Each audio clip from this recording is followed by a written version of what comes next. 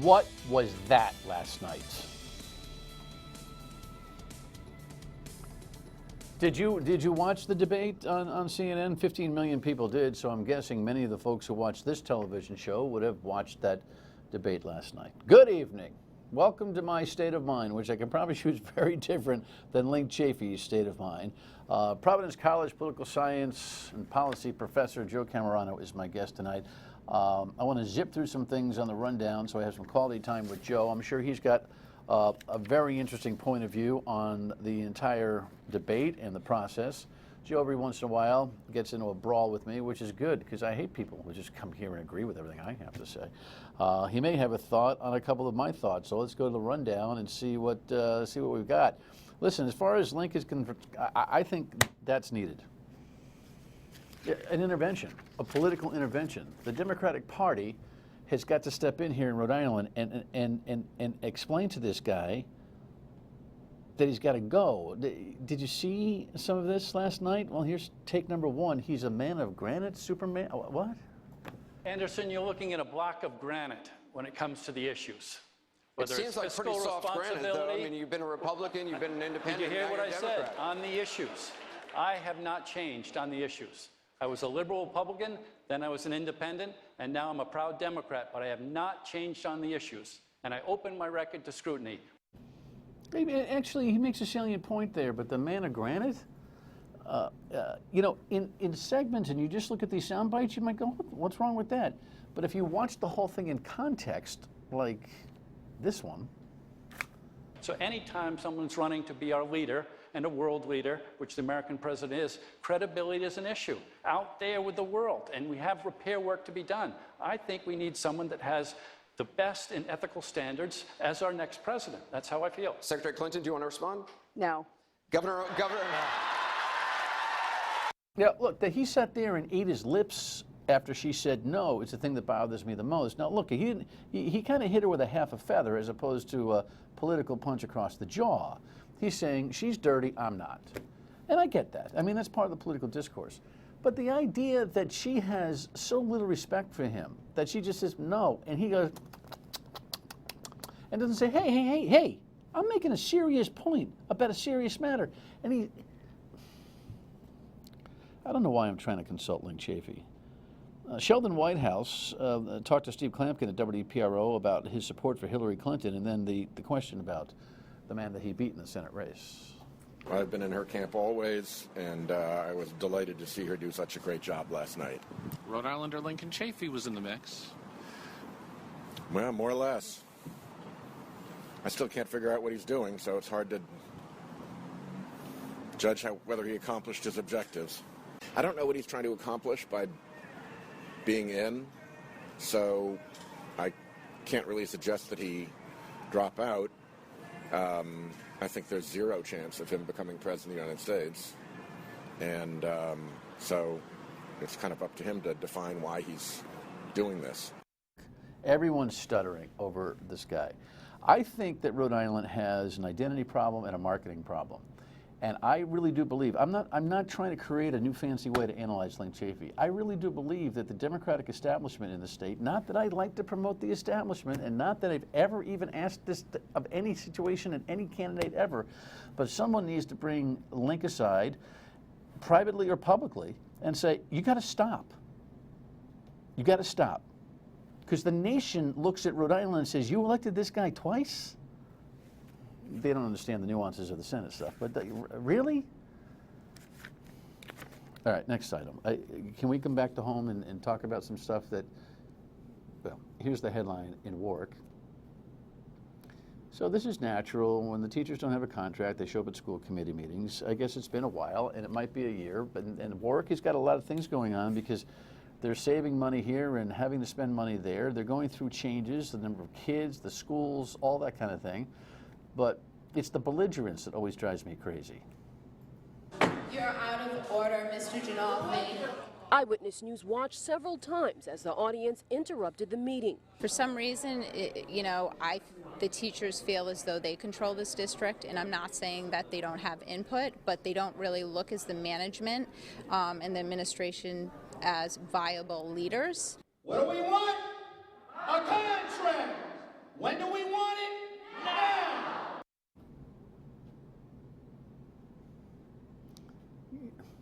Really? Do you watch yourself on television doing that? Do you understand most fair-minded parents look at that behavior and say, I put my children in your custody for 7 or 8 hours a day? All right, so who's talking to whom?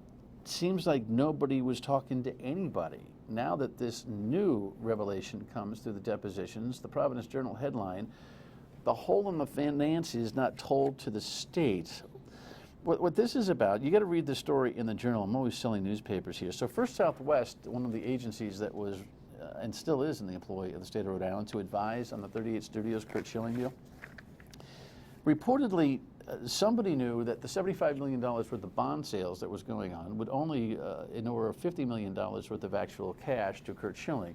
And nobody told anybody about that, while everyone knew, reportedly, that this Copernicus deal, this project, this game that they were trying to launch, required all the $75 million. Kurt Schilling didn't know he wasn't getting the whole $75 million, and people all the way up the EDC didn't know that the $75 million wasn't going completely to Kurt Schilling. Because what they did was they visualized this. So you would never be able to pull this off with a bank, but say you wanted to buy a house, rough number, $400,000, $200,000, how's that? $200,000, you want to buy a house.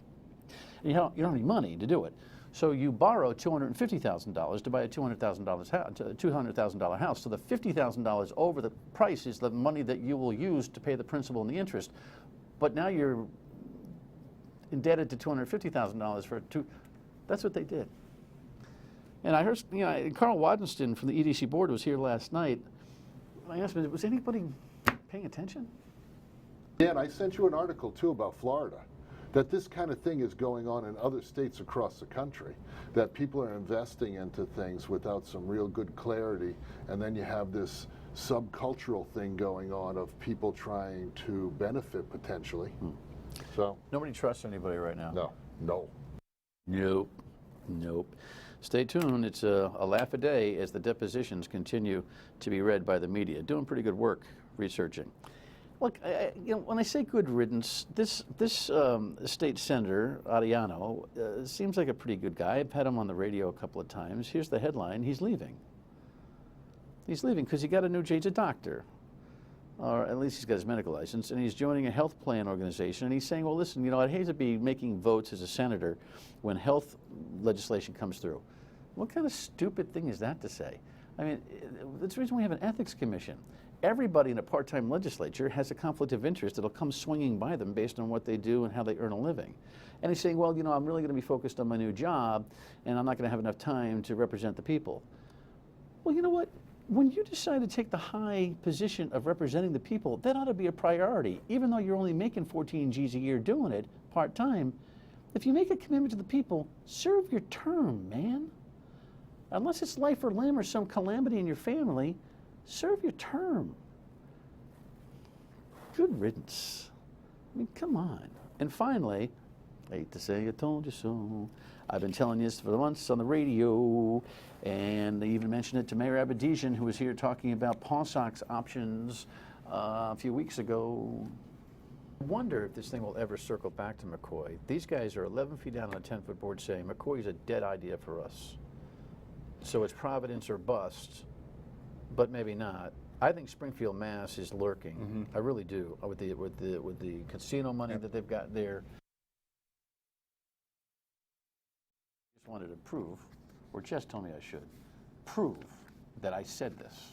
I don't know. But there's the WPR.com headline. Springfield, Massachusetts, a city I know well and where I toiled and lived for quite some time, is perfect for the Paw Sox.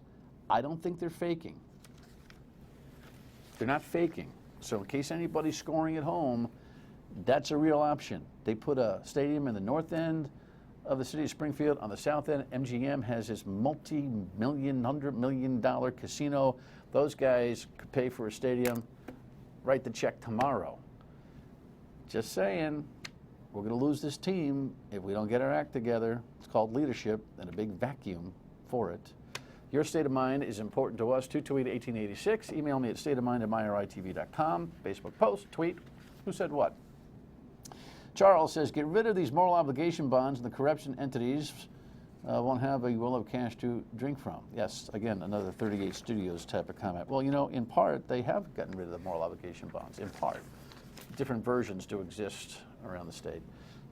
But you know what? We need more than just getting rid of moral obligation bonds. We need clarity, we need cleansing, and we need heads on 38 Studios, or we'll never get over it. The professor from PC, I'm sure much insight on the Democratic debates. Stay with us. All righty, here's the rundown on last night's debate.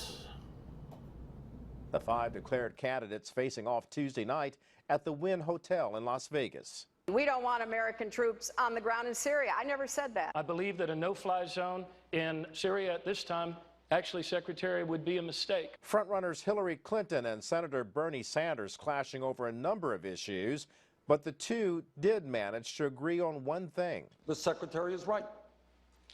And that is that the American people are sick and tired of hearing about your damn emails. Thank you. Me too. Me too. Analysts giving Clinton mostly high marks for her performance. She showed herself to be competent, she wasn't afraid, she was aggressive. But debate watchers were not as convinced, with many saying they were more impressed by Sanders. He's a populist. I understand the appeal of his proposals. I think the unrest in the country regarding looking for radical change to some of the problems we've been facing is so deep that this could be the year that someone like that gets in. Analysts also agreeing Martin O'Malley, Lincoln Chafee, and Jim Webb failed to make an impact. I want everybody who wants to be president to be fabulous, but really, seriously, it was awful. It didn't seem to me that the three candidates with the least standing in the polls, Webb, O'Malley, and poor Lincoln Chafee, really made any serious headway. That's terrible, isn't it? It's he and more pundits than you can count pitying Lincoln Chafee. Dr. Cammarano is no stranger to the broadcast. Thanks for coming. Great to be here. What do you? What was your big take?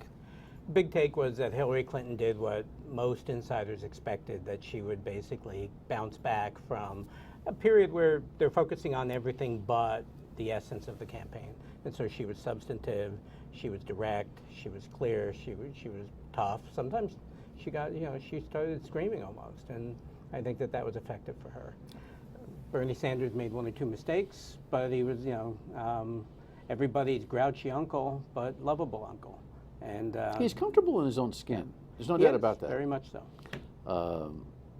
I couldn't agree with you more on Hillary. I mean, listen, some things just are self-explanatory, and I thought her performance last night was presidential and self-explanatory. The one thing that she tried to pull out of her hat, the outsider, being the woman makes her the outsider. Come on. The woman thing is certainly pivotal and, unprecedented and will, I think, play a role in the election. Let's not deny that. But she is not an outsider. She's the quintessential insider. She is. She better be careful with that, I think. You? Well, I think you're right. But again, remember, this is a Democratic Party that she's trying to appeal to, the Democratic nomination. Women are a majority of the Democratic coalition. And so she's focusing on it isn't going to hurt her now. And then come in summer when she gets the nomination, she can start talking more generally and not focus on that. I don't follow. So you think what we talking about, the insider-outsider or the gender thing? The gender thing. That she used the gender to claim she was an outsider because she's a woman. And what I'm saying is that if you look objectively speaking, she's correct. That have we had a woman president? And the answer is no. I think I don't know that makes her outside. It's a really interesting dynamic, right? She's been the First Lady, the Senator from New York, the Secretary of State.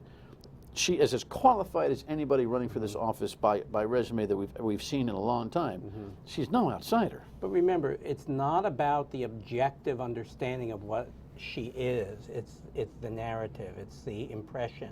Because people who are going to make up their mind by watching her don't use depth of policy understanding to make their decisions. And so if she can paint the narrative, that's all that matters. When Bernie Sanders let her off the hook on the emails, I went, Bernie. What do you think? Yeah, I do think that he did her a favor. I wrote on my Facebook page for my students, I thought that he did her a solid, which is from Seinfeld, where he reminds me of Larry David. And so I think, yeah, he helped her enormously by sort of saying, come on, this isn't relevant, and then they couldn't talk about it anymore. Does he help himself by helping her? A little bit, but Bernie Sanders just doesn't have enough support in the Democratic Party to get this nomination. He might get a third if he's lucky. He's got some very good people on his side, but he's not a realistic contender. He's a guy that, I mean, this woman talking about him being a populist. There are a lot of people who don't know the definitions of anything, right? In these focus groups, what populist? I mean, what? Well, there are elements of left-wing populism in his message. So the casino capitalism term that he uses all the time is sort of, point to the rich people who are exploiting the regular guy. That's part of the populist message, but it's a left-wing populist message that, the good union guy. I don't know if you caught the commercial about Walmart in between, but I think that Sanders appeals to those who think that the man, meaning people with money in corporate America, are the evil ones, and that the workers are the virtuous ones. You know what I'd love to see, though, is a comprehensive conversation about that, because I might be viewed as a conservative by some people, but I think through a concept that I call, and others have called, mercenary capitalism, which is really, I do think, harming the country in a lot of ways. That you don't have to talk about corporate greed and corporate CEO disconnect and have to be pigeonholed as a liberal. Absolutely. You're more of a Burkean conservative in the sense that you believe that there is an obligation to something beyond yourself, and that corporations and corporate leaders do have an obligation to the people around them. And that comes from Edmund Burke, and it's what classic conservatism is all about, but it's become marginalized by a more radical conservatism. As you would call it, the Bork conservatism, correct? Yeah, best way of saying it is Robert Bork encapsulated in his Slouching Toward Gomorrah, where he railed against everything. So, I want to talk about Link a little bit in the next segment, painful as it is.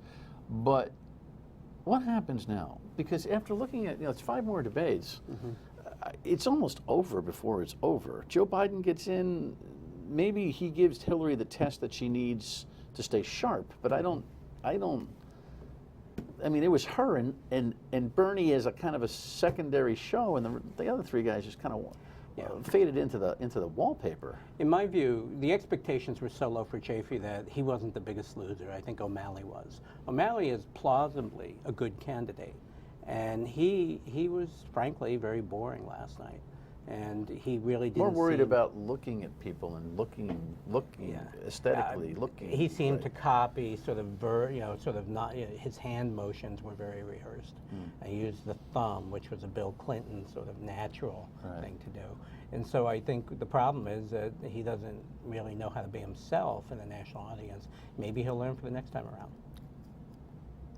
Less an indictment. She's the nominee, yes? Always was, it currently is, and almost certainly will be. All right, when we come back, what do we do with our own guy?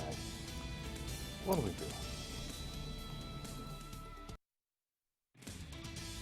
The Glass-Steagall was my very first vote. I just arrived. My dad had died in office. I was appointed to the office. It was my very first vote. Are you saying you didn't know what you were voting for? I just arrived at the Senate. I think we get some takeovers, and that was one. It was my very first vote, and it was 92.5.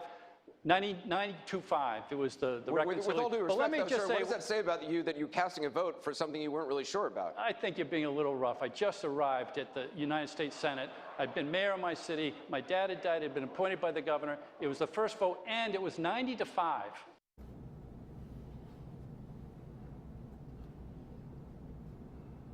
Okay, that'll do it. I mean, it was like my dog ate it. Well, where's your homework? My dog ate it. It's everyone else's fault, and blah, blah, blah, and my dad died, and I wasn't thinking. How about just saying, bad call? So think about this. First week in the White House, Putin decides he's going to launch a nuclear attack, and we don't respond.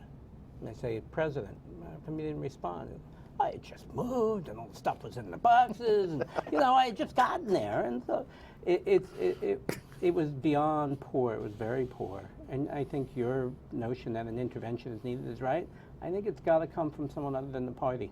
I think it's got to come from, you know, normally it would be a spouse. I don't think the spouse here is the one to do it. I think it's his brother. I think his brother needs to sit down with him and say, all right, Link, this is it. Well, who knows that it hasn't happened? So we don't, you know, I don't have sources inside the family. Well, those of us who are... You don't think that the Democratic establishment, not that I'm in any way, shape, or form supportive of establishment politics necessarily, but at some juncture, there is, my worry, we talked about this on the radio today, my worry is, look, the state's got enough of a marketing problem right now, and there is some responsibility that a former governor and senator has to leave your home base with a level of respect. And I just think this pity that is now being poured on him for his awful performance rubs off on the state in a way. Does it hurt the economy and the GDP? I don't know, but you know what I'm talking about? I do, and you know, remember, people are looking at Rhode Island and going, they elected him to the Senate? Right. They elected him governor? Is this a guy who has either had a bad night or is something wrong with Rhode Islanders? And I do think that he's probably not thinking in those terms. But again, we're not encouraged to think in those terms these days. But it would be nice if someone would get him to do so, because I think it does embarrass the state. You don't think that the White House and Reid and Raimondo and even the chair, McNamara, could make a public proclamation after giving him, 48 hours of lead time to think about it, to say, hey, Link, we're going to go public and demand that you get out of here. Well, I mean, no one can demand, everyone's got a First Amendment right to run, so there's the rub, but there is kind of there's somewhat rules of the road. Well, we've gone so far into the extreme of free agency in this that nobody is allowed to say, let's pull the plug on this. Only he can. In the past, party leaders used to do that. They used to come in and say, Link, that's it. And he would have no choice. He would have to follow. But because it's now a full free agent system, people go around in their own heads and say, yeah, but I want to talk about issues. And I think he has a sincere desire to talk about issues, but that's not going to happen anymore given his performance. I mean, a rock of granite is an inanimate thing. And I think he didn't realize he was creating a counter frame for that, here's not someone who sticks by his positions, here's someone who's got nothing up there. And, I do think he did himself a lot of damage, and I wish he would see it. I'm not so sure he wants world peace, and he wants to talk about the Middle East. Mm-hmm. I think he's being a brat and telling everybody, look, I can do this. I think there's some behavioral issues embedded in this thing that nobody really wants to say. I don't know. I don't. I've only met him once in person. Why bother psychoanalysis? I think you've said plenty. Will it ever resonate? The Republicans come up next. This Trump thing, is it live? What's your prediction? Does it live? No. I think Trump will go away. I think we're already seeing softening in his numbers. I think the minute he becomes one of the losers he derides, and the minute Marco Rubio's polling numbers go above his, then he'll probably pull out. Any chance we have a woman versus a woman? No. Carly Fiorina is probably second worst on the Republican ticket behind Ben Carson. Well, we'll just have to pick that up in a few weeks with the professor. Appreciate seeing you, kiddo. Thank you. Great to see you. Final word when we come back. Stay with us. All right, so tomorrow on the broadcast, we'll talk to a couple of losers. What? Yeah, the folks who didn't get the tourism contract, who say Rhode Island's wrong and shouldn't have gone outside the state to hire. Okay? And we'll see you at noontime on the radio on WPRO.